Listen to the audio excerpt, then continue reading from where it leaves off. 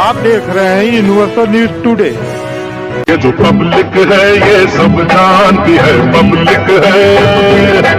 आज अंदर क्या है, आज बाहर क्या है, ये सब कुछ पहचानती है। रंजन सिंह जुगनू जी, आप गिरधरगढ़ वार्ड के पार्षद हैं, भारतीय जनता पार्टी के एक समर्पित और संकल्पित सिपाही हैं। लोकसभा का चुनाव होने जा रहा है, क्या है आपकी भूमिका इस चुनाव में? देखिए, हम लोग एक कार्यकर्ता के रूप में अपनी सहभागिता का निर्वहन कर रहे हैं। लोगों के बीच जाना, अपने पार्टी के विचारों को रखना, उनके कार्यों को बताना। इतने दिन में मोदी जी और मोदी जी की सरकार ने क्या किया, इसकी सहमति लोगों के द्वारा स्वतः दी जा रही है कि निश्चित रूप से ये सरकार बहुत ही अच्छी है। और जो एक नारा दिया है कि अब की बार 400 पार, वो होने भी जा रहा है। और लोग कहते हैं कि आएंगे तो मोदी ही। मैं थोड़ा सा इसमें परिवर्तन करके लोगों से कहते हैं कि ये तो निर्धारित है कि आएंगे ही मोदी जी, लेकिन अब हम ये बात कहेंगे तो लाएंगे तो मोदी को ही। ये सारी चीजें आज हमारे समाज में चल रही है। हर व्यक्ति इस सरकार के कार्यों से बहुत ही खुश है। जुगनू जी, तीसरी बार मोदी जी की सरकार और 400 पार, अभी आपने भी कहा कि आएंगे तो मोदी ही और लाएंगे तो मोदी ही, ये कैसे संभव है? देखिए, जो निश्चित रूप से 400 पार का नारा जो दिया गया है, ये सारी चीजें बड़ी सोच समझ के और इस पे विचार करते हुए, अपने कार्यों को देखते हुए, आज तक पिछले 5 नहीं पिछले 10 वर्ष के कार्य का लेखा जोखा निकालने के बाद और लोगों की मनोदशा बताते हुए, हम लोग तो समाज में है, मैं वार्ड का पार्षद भी हूँ, तो अपने यहाँ तो छोड़ दीजिए, मेरे यहाँ तो 100% लगता है जैसे जो विरोधी भी थे वो भी आज मोदी का गुणगान कर रहे हैं। तो मुझे लगता है कि यही स्थिति पूरे देश के अंदर है। हर व्यक्ति चाहे वो समीक्षा कर रहा हो, क्योंकि समीक्षा करना हमारा अधिकार है, किसी भी विषय पे समीक्षा करना हमारा अधिकार है, लेकिन समीक्षा का निष्कर्ष जो निकल रहा है कि मोदी से बेहतर कोई विकल्प आज के डेट में नहीं। केंद्रीय नेतृत्व ने 400 पार कहा, वहीं आपके क्षेत्रीय स्थानीय जो है पार्टी के नेताओं ने इस बार आपके प्रत्याशी को 5 लाख मतों से विजयी बनाने का संकल्प ले लिया है। इसे आप कैसे पूरा करेंगे? देखिए, 400 की बात तो मैंने पहले भी बता दी। और जहां तक रही 5 लाख पार की, क्या आपको गोरखपुर लोकसभा में कोई विपक्ष दिखाई दे रहा है क्या? पहले ही वॉक ओवर है, क्योंकि उनके पास कुछ है ही नहीं कहने के लिए। 5 साल में चुनाव के समय आके प्रत्याशी, अगर अन्य दल का प्रत्याशी है, वो आता है तो क्या लोगों से कहेगा कि हम आपके बीच थे, या हम आपके लिए ये किए, या हमारे जो पिछली सरकार हमारी थी, हमारी सरकार ने आपको क्या? यही गोरखपुर है जहां बिजली के लिए लोग तरसते रहे, यही गोरखपुर है। सड़कों के लिए लोग तरसते रहे, यही गोरखपुर है। पानी के लिए तरसते रहे, यही गोरखपुर। अपराधियों के लिए चारागाह था, यही गोरखपुर। जहां भूभापिया जमीन कब्जा करते थे, यही गोरखपुर। जहां पे हम अपने मूल अधिकारों के लिए लड़ाई लड़ते लड़ते ये स्थिति हो गई। आज उनके पास कुछ नहीं है। 2017 के बाद जब योगी जी गोरखपुर के उत्तर प्रदेश के मुख्यमंत्री बने, तब जाके हमें अपने मूल अधिकारों की प्राप्ति होना शुरू हुआ। आपने अधिकारों की बात कर दिया, तो उधर विपक्ष ये कह रहा है 400 पार पे जो है संविधान खतरे में होगा। देखिए, संविधान अगर विपक्ष हमारा देख रहा है तो वो रोज समाचार देख रहा होगा। विपक्ष के पास आज कुछ भी नहीं है कि जिसपे वो लोकसभा की लड़ाई लड़ पावे, तो यही अनर्गल बातें वो लाएंगे। हमारे नेता मोदी जी भी कहते हैं, हमारे नेता अमित शाह जी भी कहते हैं, और हमारे नेता योगी जी भी इस बात को कहते हैं, संविधान कहीं प्रभावित होने वाला नहीं है। और अनुच्छेदों को हटाना, बढ़ाना, घटाना, ये सारी चीजें समय के अनुरूप होती रहती हैं। ये कांग्रेस ने भी किया। उसके पहले इस चुनाव में समान नागरिक संहिता की बात आई, तो उधर विपक्ष कह रहा है कि इससे और अच्छा जो है खतरे में पड़ जाएगा। अब ये तो वही विपक्ष ही बता सकता है, मेरे तो समझ से परे की चीज है। विपक्ष कब क्या कहेगा, कब सो के उठेगा और एक नई चीज लेके चलाएगा। विपक्ष कहीं समाज के अंदर आके किसी के भी समस्याओं के लिए, और या उनके कार्यकर्ता या उनके लोग कहीं अगर खड़े रहे हो, तब तो मेरी समझ में आता। विपक्ष आज सो के उठता है और एक बात याद उसको आती है, वो आके समाज में कहना शुरू कर देता है। तो चर्चाओं में बना रहना ये विपक्ष का कार्य है और धरातल पे बना रहना भारतीय जनता पार्टी के लोगों का कार्य है। दोनों में यही अंतर है और आज यही समाज देख रहा है और इसी धरातल पे बने और कार्यों के करते हुए इन्हीं सारी चीजों को लेके आज हम 400 पार और 5 लाख भी पार करेंगे। गोरखपुर लोकसभा की सीट अब भारत के अंदर एक ऐतिहासिक सीट के रूप में आपको मिलने जा रही है। आप युवा हैं, उधर जो है प्रधानमंत्री जी अपने शुरू में ही इन्होंने वादों में ये कहा कि 2 करोड़ लोगों को प्रतिवर्ष हम नौकरी देंगे। अभी तक जो है वह पूरा नहीं हुआ। विपक्ष का ये आरोप है कि आप नौकरियों की जगह डिग्री होल्डरों को रेवड़ी की दुकानों को लगवा रहे हैं, मोमो बेचवा रहे हैं। मैंने कहा ना एक बात कि विपक्ष के पास कुछ भी नहीं है। विपक्ष केवल बैठ के ये जो चीजें हो रही हैं उसमें भी विपक्ष को नहीं मालूम है, केवल एक अनर्गल आलाप कर रहे हैं। और जहां तक नौकरियों की बात है, नौकरियां लोगों को मिल रही है। ऐसा नहीं है कि हम एक क्या कहते हैं अंक में बांधने की आवश्यकता नहीं है। 2 करोड़ से ऊपर भी लोग नौकरी पाएंगे, उसका प्रयास चल रहा है। इसके बारे में आप लोग भी देखते रहे हमेशा कि कहा जा रहा है कि आप और नौकरी सरकारी नौकरी ही क्यों नौकरी के लिए इस बात को माना जाता है कि सरकारी नौकरी ही नौकरी है। आप देखेंगे तमाम आईएएस तमाम अन्य लोग ऐसे हैं जो प्राइवेट के लिए अपने आईएएस पद को भी छोड़ के और प्राइवेट कंपनियों को पकड़ लिया।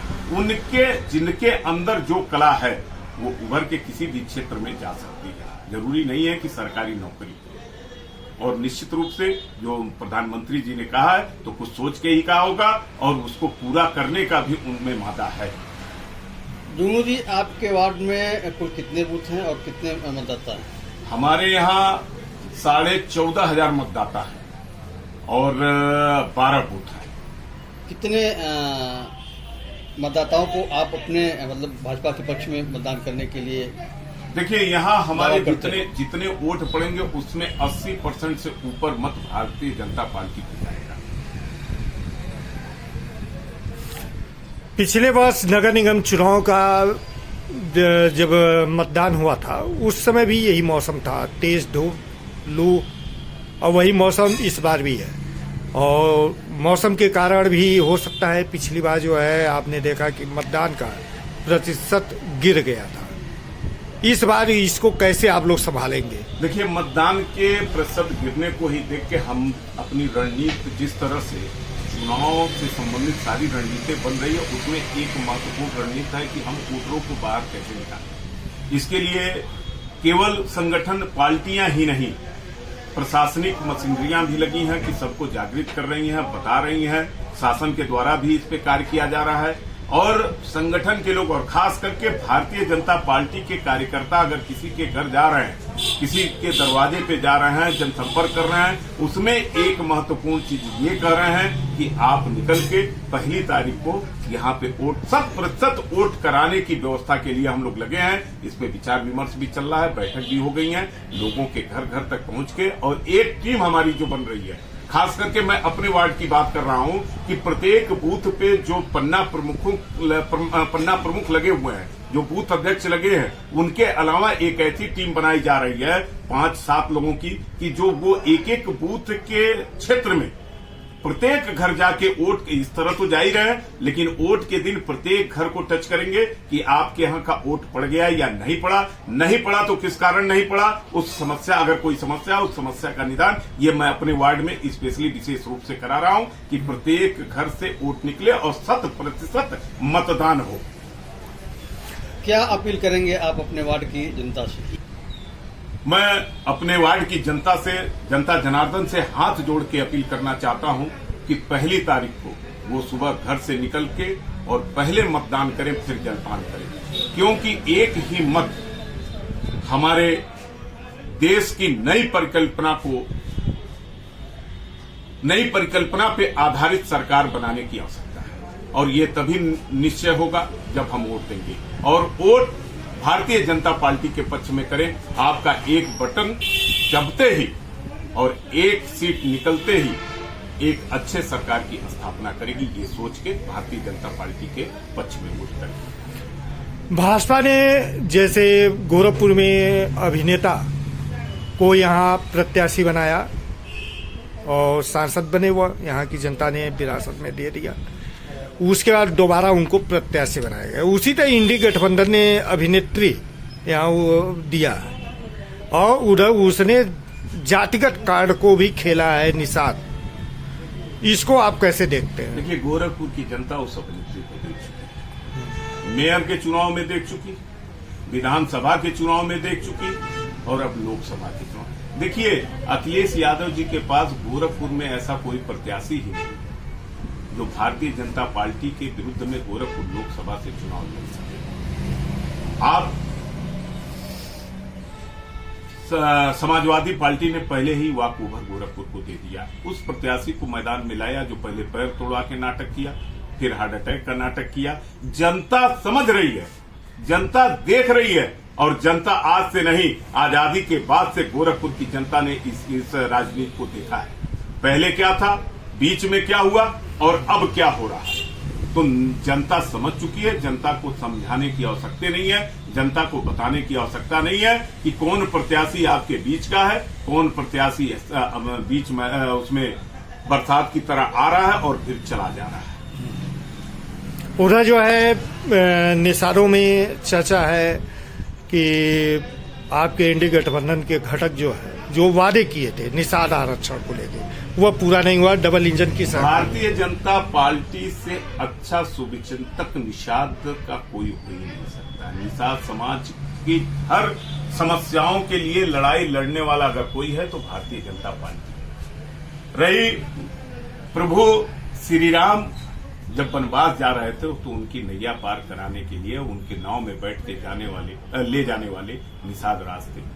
और उसी प्रभु श्री राम को 500 वर्षों के बाद स्थापित करने का कार्य अगर किसी ने किया तो मोदी सरकार, भाजपा सरकार और योगी जी ने किया। तो आज आप ये कैसे कह सकते हैं कि निषाद राज हम लोगों के साथ नहीं है? निषाद राज अभी मेरा कल कार्यक्रम हम लोग एक रामगढ़ निषादों का पूरा मोहल्ला है, हजारों की संख्या में निषाद और निषाद परिवार के लोग आए थे, सांसद जी का स्वागत अभिनंदन किए। और आप कहते हैं कि निषाद परिवार इस बात के लिए, अरे वो हमारे साथ शुरू से खड़ा है और लास्ट तक खड़ा रहेगा। उनकी जो समस्याएं हैं उसके लिए आगे हमारी सरकार काम कर रही है और निश्चित रूप से उनके अनुरूप ही उनको रिजल्ट भी मिलेगा।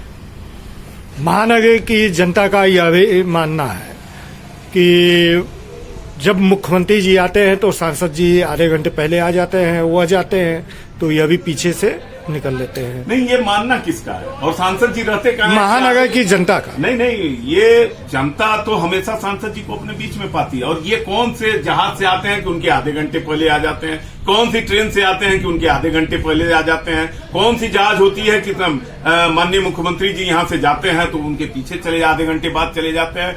मैं पिछले 5 वर्ष के कार्यक्रम सांसद जी के कार्य को देखा और मुझे लगता है कि ये मेरा सौभाग्य है कि मैं भी उनके बड़े नजदीक रहा।